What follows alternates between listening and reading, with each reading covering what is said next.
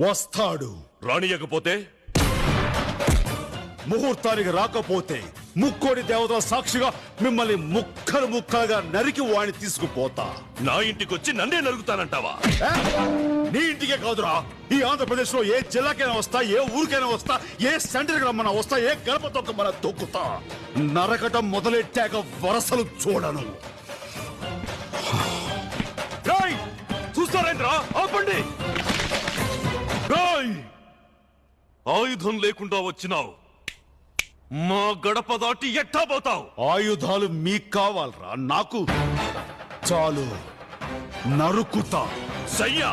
సై అంటే సెకండ్ కో హెడ్ తీసుకువెళ్తా. ఇంద్రసేన రెడ్డి.